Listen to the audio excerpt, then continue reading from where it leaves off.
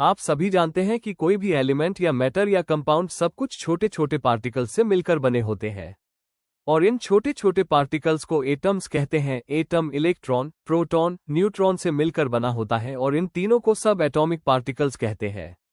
Atom में electron orbits में present होते हैं और प्रोटॉन और न्यूट्रॉन न्यूक्लियस में प्रेजेंट होते हैं। किसी भी एटम का एटॉमिक नंबर सबसे इंपॉर्टेंट होता है। एटॉमिक नंबर का सीधा मतलब होता है प्रोटॉन का नंबर या ग्राउंड स्टेट में इलेक्ट्रॉन का नंबर। किसी भी एटम के लिए एटॉमिक मास भी इंपॉर्टेंट होता है। एटॉमिक मास का मतलब होता है प्रोटॉन का नंबर प्लस न्यूट्रॉन का नंबर। एटॉमिक मास को मास नंबर भी कहा जाता है। एग्जाम्पल के लिए हम अलग अलग एलिमेंट्स के एटॉमिक नंबर और एटॉमिक मास देखते हैं। जैसे हाइड्रोजन के पास एक प्रोटॉन होता है और एक इलेक्ट्रॉन रहता है, इसलिए इसका एटॉमिक नंबर 1 है। हाइड्रोजन के पास न्यूट्रॉन नहीं होता है, इसलिए इसका एटॉमिक मास भी 1 ही होता है।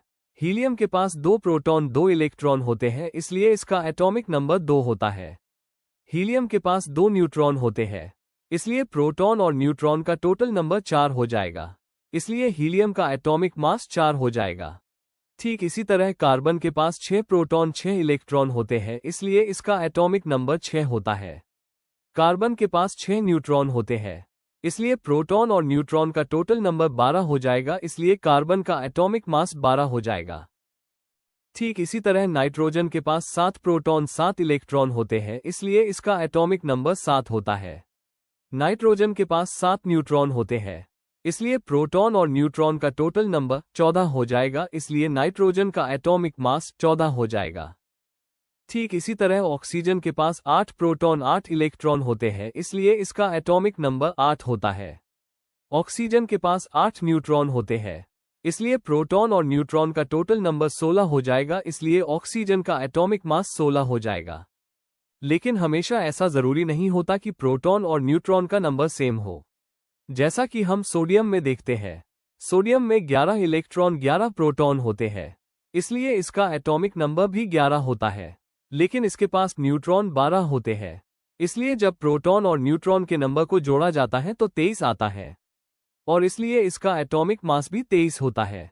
तो यहां तक आपको समझ आ गया होगा कि एटॉमिक नंबर प्रोटॉन की संख्या पर और एटॉमिक मास प्रोटॉन और न्यूट्रॉन की संख्या पर डिपेंड करते हैं। जब एटम्स आपस में जुड़ते हैं तो मॉलिक्यूल बनाते हैं और इनके लिए हम मॉलिक्यूलर मास या मॉलिक्यूलर वेट निकालते हैं। कुछ इंपॉर्टेंट मॉलिक्यूल्स का मॉलिक्यूलर मास आपको बताया गया है, जैसे H2 का 2, O2 का 32, H2O2 यानी हाइड्रोजन पर ऑक्साइड का 34, H2O यानी वाटर का 18, NaOH यानी सोडियम हाइड्रोक्साइड का 40, CaCO3 यानी कैल्शियम कार्बोनेट का 100, NH3 यानी अमोनिया का 17 और CO2 यानी कार्बन डाइऑक्साइड का 44 होता है। चाहे एटॉमिक मास हो या मॉलिक्यूलर मास, सबकी यूनिट यू यानी यूनिफाइड एटॉमिक मास यूनिट होती है, जिसे पहले AMU या एटॉमिक मास यूनिट भी कहा जाता था। अभी तक के डिस्कशन में आपको atom, molecule, atomic number, atomic mass, molecular mass ये सभी वर्ड्स क्लियरली समझ आ गए होंगे।